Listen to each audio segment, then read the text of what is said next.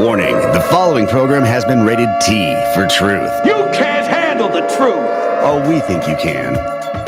Welcome to the Naked Truth Report with your host, truth warrior and mythbuster Kathleen Wells. The place where we distinguish fact from fiction, where data is used to drive points home, and where Kathleen takes the position that Democrats and black politicians have destroyed Black America. Welcome to the Naked Truth Report. Now, your host, Kathleen Wells. Welcome, my truth warriors and mythbusters to the Naked Truth Report. I'm your host, Kathleen Wells. Oh, I think I'm going to start going by Cat Wells. How do you guys like? I like it, Cat, maybe. Hey, so what? I'm 16 miles away, and it took me 45 minutes to get here. Yeah. 16 miles, 45 minutes to drive 16 miles. I mean, that's like my pet peeve, being in traffic. Traffic in Los Angeles is nonstop. I've talked to you about that before. Because Los Angeles is bursting at the seams. Why? Because we've got 1.3 at least illegal aliens in Los Angeles. That's why. Anyway, did you hear my new sponsor? We have a new sponsor, U.S. Tech Workers. You can check them out at ustechworkers.org. Yes, American workers are the priority. Oh, and don't forget my other sponsor, proenglish.org and Sky's Tacos. You guys know my favorite taco is the shrimp taco and the tilapia. Okay, so in other words, it took me 45 minutes to drive 16 miles. That's too much. That's like making life unbearable for Los Angelinos. We've got 1.3 million illegal folks in this country. In this city, rather. I'm sorry. In fact, I saw a data point that says we have as many people in Los Angeles that we had in the entire state of California in the 70s. Can you imagine? You know, no wonder Los Angeles or California ranks 50th in terms of quality of life. Anyway, I'm going to get right to my guest. It's like a fantastic guest. But before I bring him on, I want to play a audio clip. I don't know if I'm going to play the whole thing, but I want to play quite a bit of it. This is like my favorite audio clip, and why don't we take it? Oh, first, before I get to the audio clip, I want to thank my truth warriors and mythbusters for being avid listeners to the Naked Truth Report, and I want to thank Jeff, my engineer, and I want to thank Brooke, my call screener. I haven't thanked them in a while, and they deserve it. You know, this show cannot be done without them, right? I mean, I'm not a one-man band. It takes a team to win, right? And that's why the team of Los Angelinos who are against illegal aliens got to get together and get these folks deported, right? That's what I think. Anyway, let's listen to our audio. We may not listen to the whole thing, but we're going to listen to a lot of it. Thank you, Jeff. Thank you for the opportunity to testify before you on the issue of illegal immigration. My name is Ezola Foster, and I'm president of Americans for Family Values. My president has brought me in contact with various neighborhoods across America. I have lived all my life in the Negro community, the last half being in South Central Los Angeles. Today, I reside in an area labeled the Barrio. So actually, I could easily attest to the impact of illegal immigration on the so-called minority communities. Today, however, I will testify as a teacher who witnessed firsthand the harmful effects of illegal immigration on America's children. And I was forced from the teaching profession for talking publicly about it. My testimony is based on 33 years with the Los Angeles Unified School District, serving as both classroom teacher and in administrative capacity. In 1960, I received a Bachelor of Science degree in Business Education from Texas Southern University in Houston, Texas. In 1973, I received a Master of Science in School Management and Administration from Pepperdine University in Malibu, California. My credentials include a life teaching credential for the state of Texas, life teaching credential for the state of California, pupil guidance, personnel, counselor, state of California. My teaching experience began in 1963 at David Starr Jordan High School in the Watts area of South Central Los Angeles. Enrollment was made up primarily of children from the 4 government housing projects surrounding the school. At that time, enrollment was predominantly America's Negro children. Today, enrollment is still primarily children living in the 4 government housing projects surrounding the school. Today, however, the enrollment is predominantly Mexico's children. Children from El Salvador, Guatemala, Cuba, Nicaragua, and Mexico are classified by House Management and Budget Office as Hispanic. From July 1985 to July 1996, I was a teacher at Bell High School in the city of Bell. Enrollment was 89.8% Hispanic. For the school year 1992-93, it was 96.8% Hispanic. 94-95, the last year I received the school's accountability report, it was 98% Hispanic. Now, the proximity of Mexico to California and the corrupt governments cooperating on illegal immigration make children from Mexico the largest number of both Hispanic students and illegal alien students in the Los Angeles Unified School District. As an example, either no music or only sounds of Mexico's music blared from Bell's High School's public address system during recess and lunch. This resulted in clashes between Mexico's students and students of other Hispanic cultures. Multicultural teachings ushered in with illegal immigration have increased tensions between Negro and African American children, between Hispanic and non-Hispanic children, between minority and majority children on school campuses nationwide. Illegal immigration has caused America's parents and children to be treated as second-class citizens in their own country. I have witnessed American citizens' parents being told, your child may not be enrolled until you produce the birth certificate. That child is not enrolled and must sit out of school for however long it takes for the parents to produce that birth certificate. However, at the same time, Spanish-speaking parents bring their children in. He tells school authorities when and where their children were born, and they are immediately enrolled.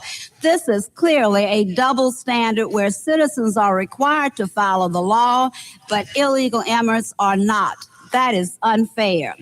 On the university level as well, illegal alien students are given more consideration and respect than is America's youth.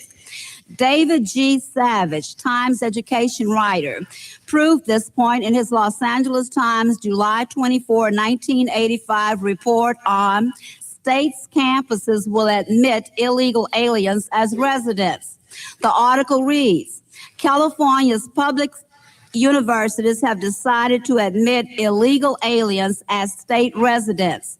At the University of California, Los Angeles, residents pay $1,296 for a regular school year. Under the previous policy, a student who was an illegal alien was charged the non-resident tuition of $5,112 a year.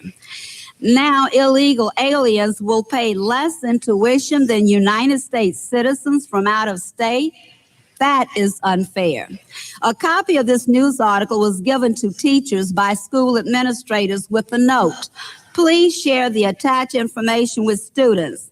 Now, our many illegal aliens can attend UC and California State Universities as residents and are not required to pay extra fees. How can anyone justify such treatment of American citizens is beyond me, and I dare say most other Americans. Illegal immigration has created tensions between citizens and non-citizens in what is known to some as the culture war and to others as the new race war in America. Many new policies in various school districts have basically been to accommodate the massive invasion that is taking place in our country. And as schools accommodate new people who do not speak English, our own students suffer. In South Central Los Angeles, those who are being hurt the most are the Negro children and their fellow American students of Mexican heritage. Now, many public school teachers dare not publicly speak their support, even though they know that these children are being hurt in our schools. Why do they not speak out? Because of the support for illegal activities by government-funded, politically powerful, and corporate-financed groups and their allies. That was Ezola Foster, Miss Ezola Foster. My Truth Warriors and Mythbusters know I've played that before. I love Ezola Foster, and unfortunately, she has passed away 2 years ago. But I'm delighted to be able to share with you her husband, Chuck Foster. He's fantastic. I'm saddened to hear that Ezola has passed away. Everyone knows I love her. I've done all my research on immigration. I'm an expert. I learned a lot from her and what she said. So I want to welcome her husband, Chuck Foster, to the Naked Truth Report. Welcome, Chuck. Yeah, how you doing? How you doing? I'm so delighted to have you on the Naked Truth Report. Yes, we focus on immigration, illegal aliens on this show, and its devastating impact on Americans and specifically Black Americans. So, Right, I wanted to correct you on her. She passed away this May this year. Oh, I'm sorry. She passed away this May. Oh, gosh. I'm so delighted that I searched for her, and I'm so happy that I found you. Oh, well, I'm here. I'm here in beautiful Las Vegas. So tell us about your amazing wife. Tell us about her journey and how she was fighting illegal immigration, illegal aliens, not immigration. It's not immigration. How she was fighting illegal aliens invasion into Los Angeles. Well, she was Jordan. She was the girls' dean. And then she, on the other hand, when she got off, she was on TV talking about the illegals. So then they demoted her back to the classroom. Then another demotion to another school, and they ended up at Bell High School.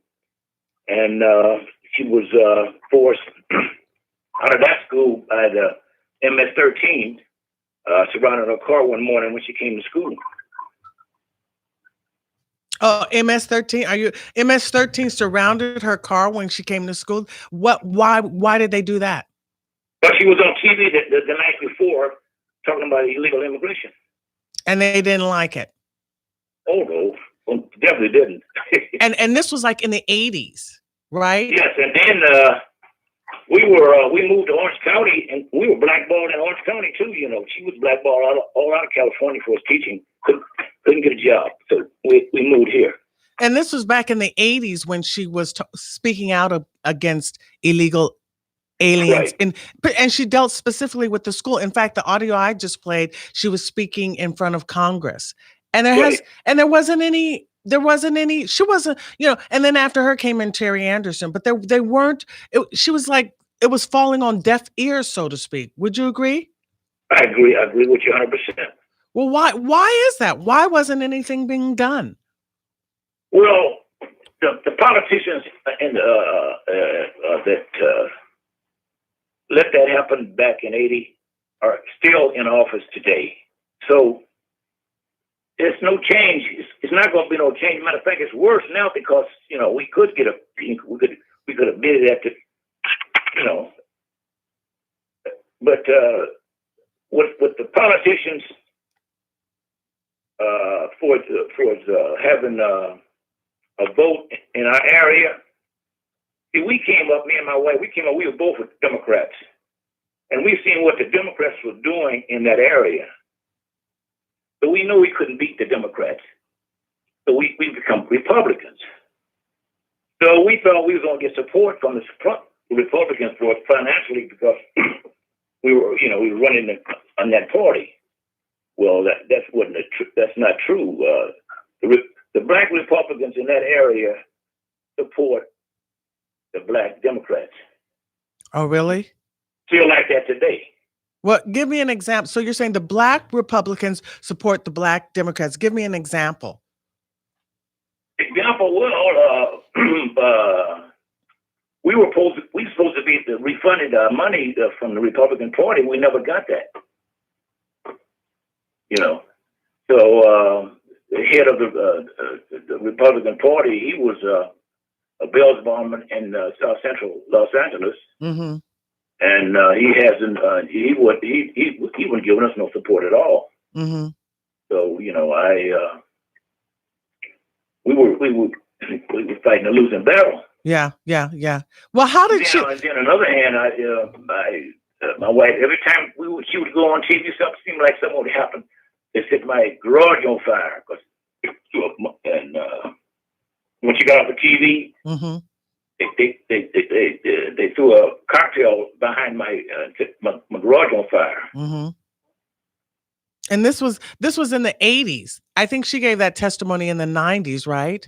Yeah, this is in the 80s, right? Right. All this happened in the 80s. And so things are, it's not as bad. Back then, it wasn't as bad. I mean, she was sort of sounding the alarm, but now it's like horrific. Black Americans have been pushed out of Watts and Inglewood and Compton. And, we're getting ready to be pushed out of Leimert Park because of gentrification. I mean, it's just absolute. And, this is something, I'm also like sort of following in the steps of Terry Anderson. And it's like folks have to speak Spanish to get a job. That's something that Terry Anderson spoke about. Oh yeah, they wanted the teachers back then in the 80s to go back to school and learn Spanish. Mm-hmm. And it's really a joke. It is what it is, I never would have thought a woman with that many degrees couldn't get a teaching job in California. Right. But so it lets you know that it's political. And she even talked, and it was like, and it's even worse now. So this has been decades. And this is what is amazing to me is that President Trump is trying to fix a wrong, fix something unjust, illegal, unfair that has been going on for 4 decades. And yet the Democrats talk like it's just happening, right now. This is like a new occurrence. And this is why I can't understand why any Black people support the Democrats. We have been my wife, we were both we grew up Democrats, we became Republicans, and when Bush Sr. told me read my lips, that I changed then again. Mm-hmm. And then see for illegal immigrants to do what they're doing today, it took both parties to let that happen. Mm-hmm. This country is too big just to have two parties controlling us. Mm-hmm. England is a small country. They got a whole lot of parties. Mm-hmm. When we ran as independents with the Reform Party, we filed a lawsuit with the Supreme Court to be on the stage, TV with the other two parties. Mm-hmm.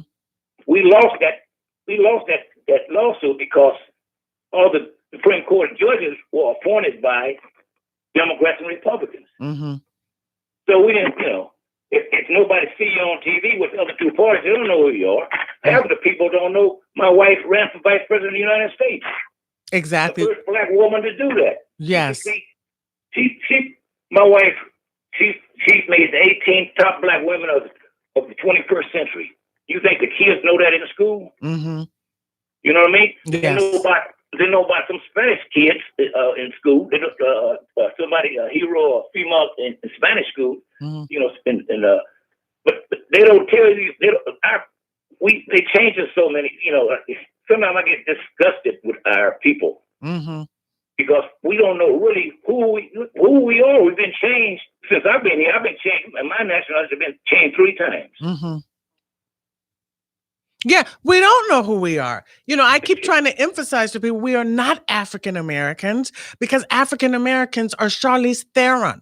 When you don't call us Black American, and now everyone says it on TV. This shows you the influence of the media because Black people. We had our Black leaders tell the press, don't call us Black no more. Right. We're African American. Right. And I won't say the name, and you know the name. You can say the name, Max. I say the name, Maxine Waters, Jesse Jackson. They have sold out Black America. So what I'm saying, they don't care who they don't need to identify with nobody because they got anybody that's been in politics for over 30 years. And the same thing is going on that happened 30 years ago. Exactly. And they still see we was Reagan Jim Jones Kool-Aid for too long. Exactly. I agree with you. And see, I'm a maverick, and I've always been a maverick. I speak my mind, and I grew up in Watts. Mm-hmm. I got here in 1945. I had all kind of neighbors, but I had less Hispanic neighbors, but I had neighbors who were mixed. Compton used to be, Lily White. In Linwood, Inglewood, all of that stuff was Lily White. All those cities, Bell, all that's Lily White. All those cities now are Hispanic. It's neighborhoods. I can't even go back to Watts and enjoy myself at night. Where I was raised, where my church is. People tell me, we don't have no. Why did they make no sanctuaries for the blacks? Why didn't they make any what? Sanctuaries. Oh, statuary. Like sanctuaries for the Hispanics. Right. So with the Catholic Church, they made a sanctuaries. They could go there and they can get food, clothing, and they. You mean sanctuary cities? Right. Well, yeah, sanctuary cities. Yeah. The churches first. Right. Yeah. And then it's cities, now it's states. Right. Exactly. Did any blacks get any sanctuaries?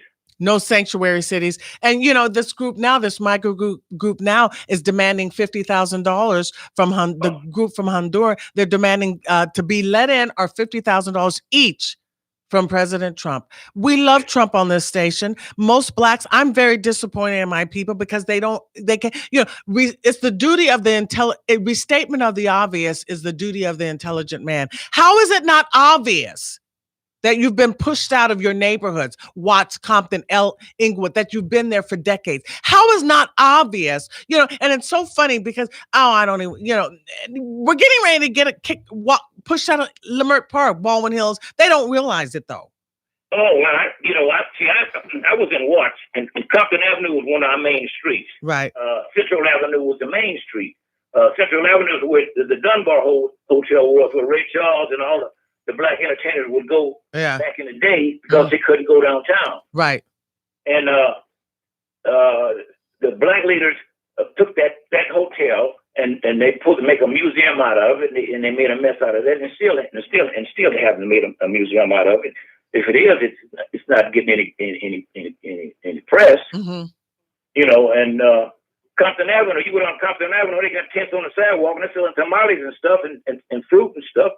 I mean, I remember when I was in LA, some blacks tried to sell stuff on the sidewalk, and the mayor Bradley they had them rounded up. They couldn't do nothing like that. Oh yeah. In fact, the city council just passed an ordinance or a law that says that it is okay to sell food on the streets. You see, and yet when blacks were doing it, you don't have a permit. You get your cart carted off, and the double standard. And this is what I like to say to conservatives. Conservatives say, blacks always say they're the victim. It's not a good thing to say you're a victim. Well, you know what? President Trump is now a victim of liberal ideology, and blacks have been a victim. Huh? This illegal immigration problem wouldn't even be talked about because the Republicans wasn't going to do it. Right. They wasn't going to do it. Right. So you know what I'm saying? Yeah. I've been a Republican. I've been that road already. Mm-hmm. They don't want to make no noise like that. And see, the thing about it, the Democrats know the illegals. If they bring them over here, that's a vote. Why are the Republicans? Why is the Republican establishment not for it? Well, Trump is making them do it. Yeah. But they weren't going to do that. Why not? I don't know what the reasons are, but I've been a Republican a long time. Since '72, Nixon. When Nixon will stop the war, that's why I became a Nixon fan. Mm-hmm. Because I didn't go to Vietnam, but a lot of my guys from Watts went to Vietnam because they got drafted. When I volunteered and I went to Germany, and I seen different parts of the world, and my eyes opened. I knew a lot of people talked about our country, but tell me where you can go in this country is better than where you can live here. Mm-hmm. You can't tell me that. There ain't no place better than this country. It's not perfect, but tell me someplace better.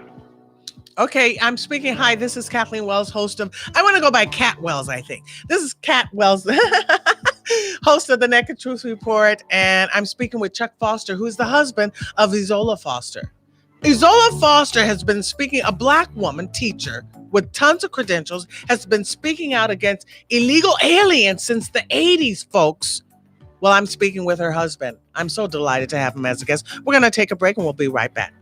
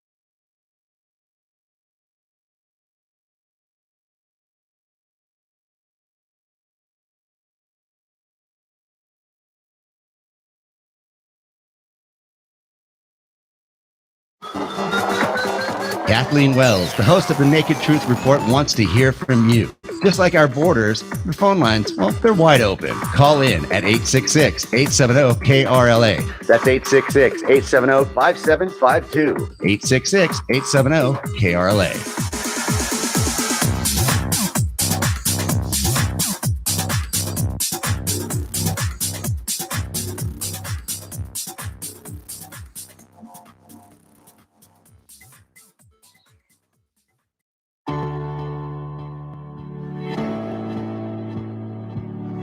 Welcome back to the Naked Truth Report. This is Kathleen Wells, Cat Wells, your host on the Naked Truth Report, and I'm joined by my guest, Chuck Foster, who is the husband of Ezola Foster. We're talking about the adverse impact illegal aliens have had. His wife, Ezola, has been talking about it since the 80s.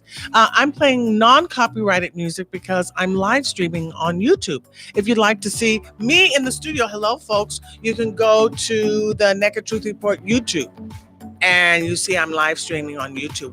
I'd like to see if some of my Truth Warriors on the live stream YouTube. It's a good thing. But I may go back to, guys, you guys know how much I love music, right? Because I like to sing. I might go back to the just doing Facebook Live, because then I can play copyrighted music and sing along. Anyway, Chuck, are you on the line? I'm online. Oh, great. I wanted to tell you about Ezola's book. Okay. And her magazine. Okay. And her book was, the name of it is What's Right for All Americans. The foreword is from Dr. Walter Williams. Mm-hmm. And it's $15. And she has a magazine. If you get both of them, you get them for $17, and the mailing is included in that. Mm-hmm. You want to give out to get the book, they can send you a postcard, or how does that work? Give me a check in the mail. Is $19. $17. $17. And this is Ezola Foster's book, What is Right for America, and give out your address. The address is 4926 Lafetto. That's Leffetto Street, Las Vegas, Nevada, 89135. Okay, that's the book is What's Right for America. What's Right for All Americans. What's Right for All Americans. You can. That's and the magazine. It has several. It's edit, a 1999 special edit magazine. She speaks on about 18 different subjects that affects the Black community. Okay. Schools. She was, she had a Republican plus a couple of Republicans. Okay, so you can get the magazine and her book, What's Right for All Americans, for $17. You mail it to Leffetto, Leffotto Street, Nevada, and the zip again? It's 89135. 89135. It's 4926. Oh, I'm sorry, 4926, and that's Las Vegas, Nevada? Yeah, okay, 4926 Leffetto, Leffe. Oh, ETO. ETO. And that's Las Vegas, Nevada? Yes. Okay, the magazine and the book, What's Right for All Americans, for $17. You can mail a check for $17, or a cashier's check for $17 to 4926 Leffetto Street. Right. To your address, Chuck Foster, right? Right. Leffetto, Leffetto Street, 4920 Street, Leffetto Street, Las Vegas, Nevada, 891. Two T's. Oh, two T's and two F's. Okay, 2 T's and 2 4926 Leffetto Street, Las Vegas, Nevada, 89135. That's send him a cashier's check for $17 and you'll get his book. Okay, how do you feel about taking phone calls? It's fine with me. Okay, why don't we take a call from, is that Abner in Compton? Hi, Abner. How you doing, Miss Wells? Oh, hi. But Go hey, ahead. Miss Wells, I just want. Hello, can you hear me? Yeah, we can hear you. Okay. Now I just wanted to ask you, or the gentleman, your guest. What do you think it might take for that might enlighten to blacks to the point of some type of epitome to where they can start scratching beneath the mystique and starting to question some of the motives behind behind the Democratic Party and so-called leaders. What do you think it might take to reach that grassroots level of blacks? Out here in South Central in the trenches. Okay, we accidentally hung up. We lost Chuck for a second, but he'll be right on. Thanks for calling, and I'll ask him when he gets back on the line. So, also, let's take Josh in Encino. Hi, Josh. Hi, Josh. I want to call in and say that I met Ezola Foster at a rally in 1996 at the Federal Building. Oh, yes. And, I don't know. You might have been there. The conflict over there with the illegals. Yeah, exactly. And Jesse Peterson was there. And I don't know if you remember, at the end of the rally, they bussed in like 3 busloads of radical communists to counter demonstrate our demonstration. Do you remember that? Yeah, they were throwing frozen soda cans and fruit and vegetable cans over at us. Right.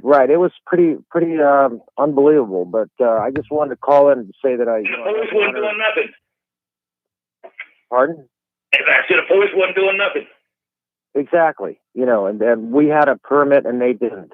And I just wanted to say that they don't have to have a permit. Oh, right. I just wanted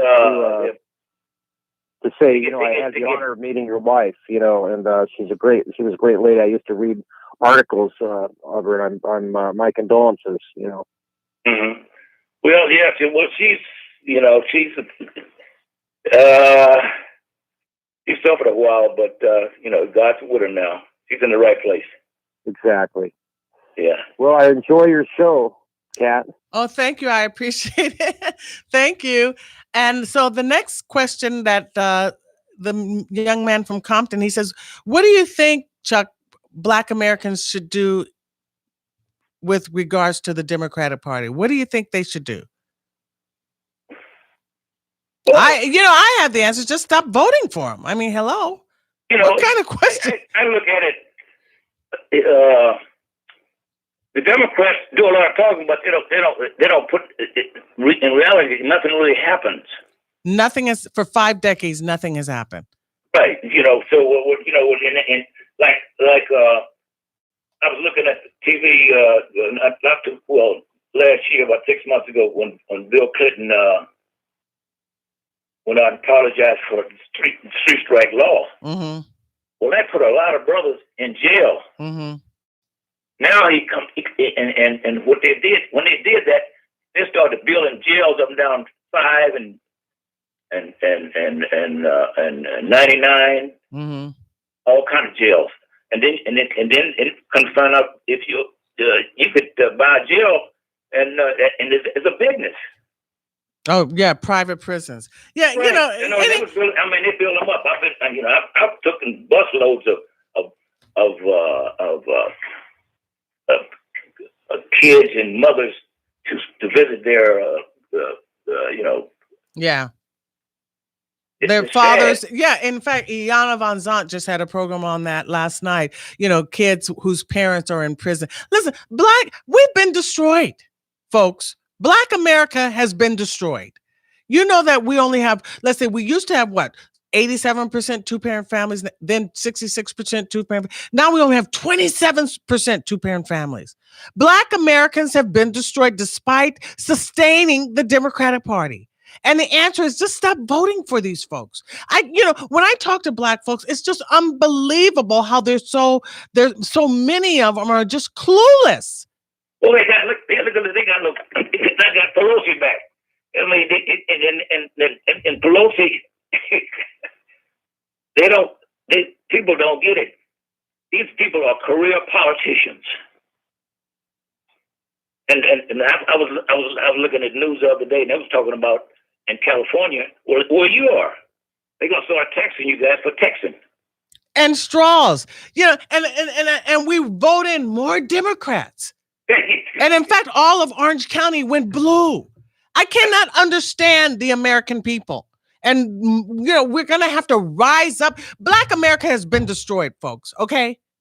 This is why I'm on the radio, because I'm a Black American and I want to talk about my group being destroyed. Do you hear that? And you're not an African American. No, I'm not an African American. Yeah, and that's another thing. You can't get these folks didn't get any education because you cannot talk to these Black folks. You can't talk to them. They can't get the obvious, and it's just so frustrating. Anyway, why don't we take a call from Joe now? Hi, Joe in Riverside. Yes, my name is Gerald Burchell, and I'm sorry about your wife's passing. I don't know if you remember me, but I had you guys come to a Republican club in Lake Elsinore, California. Right. When she just came out with her book. And then on another occasion, me and your wife, we used to work for Nick Jackson for governor. Right. And then we went to that, it was in Anaheim with Reverend Jesse V. Peterson, Barbara Cole, Ron Prince, Terry Anderson, Glenn Spencer, and they had the riot, and the police stood by and didn't do anything about it. No. Yeah. I remember you guys, and I'm sorry about your wife's passing. So she's a very great woman, a very great patriot, and I have your book at home and stuff like that, and I just I kind of think that this illegal immigration stuff, them coming across the border, is largely due to the great conspiracy against the United States. To bring these people were fed and given water and transportation on the way to the border. There's no doubt about it. They couldn't have made that trip without no assistance. Right. This is a planned trip. This is planned. Yeah. They're trying to flood this country with multiculturalism. They're trying to break up our religious, our Christian heritage. It's a massive attack by a conspiracy that wants. Well, if you let the Democrats take care of us, we won't have no borders, and a country without borders is not a country. Right, and that's the other thing. I go into a barbershop. I'm a member of Riverside County Republican Party. I've been elected for 25 years. I'm a member of the California Republican Party. I go into the barbershop, and I get in all these debates, and you just can't. I could go in a barbershop and have the same debate with the same group of people and win every single time. And then next time I go in there, they're back to square one. Right. Thanks, Joe, for calling in. Joe from Riverside. That's what I'm saying. You can't get through to these folks. Okay. They don't even understand what you're saying. Okay. They're drinking Kool-Aid. That's a Jim Jones effect. They have no, yeah. There's some affiliation with the Democratic Party and Jim Jones, I heard, They have no clue. It's like talking to a brick wall. Right. Well, they forgive Bill Clinton for what he did to the blacks. That 3-strike laws, it affected the minority groups. Worse, what it did, it took them off the street and they put them in jail. Right. But, that's another thing. The language that we use is wrong. For us to call ourselves minorities and African Americans, we don't know who we are. We are Black Americans who are the direct descendants of slaves. We don't even have the right language. We do anything that Democrats say. We call ourselves people of color. We call ourselves minorities. It's just confusion. We don't know what racism is.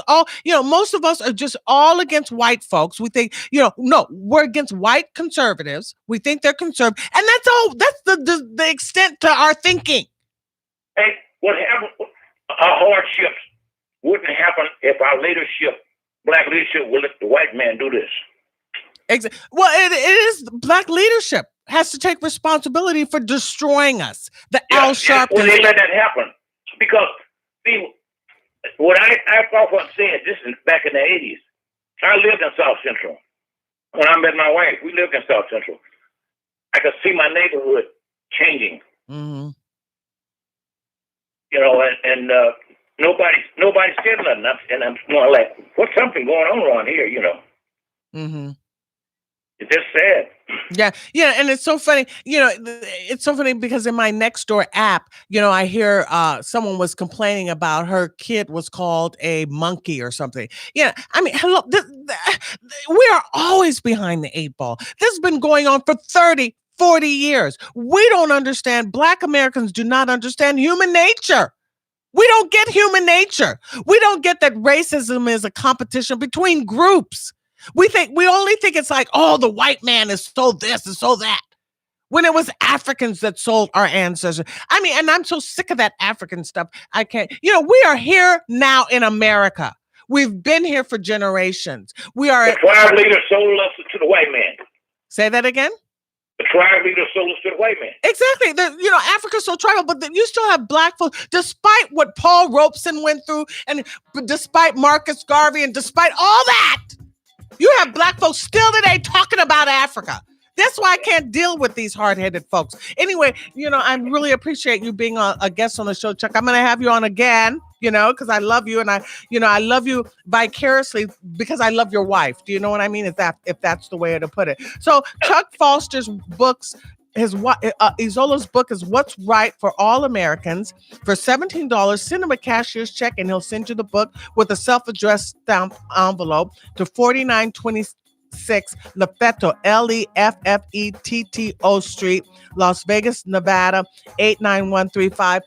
Thanks, Chuck, for being a guest on the Naked Truth Report, and I'll have you on again soon, okay? Okay, you take care. God bless. God bless you. Yeah, it's so hard to talk to my people. It's just hello. I don't,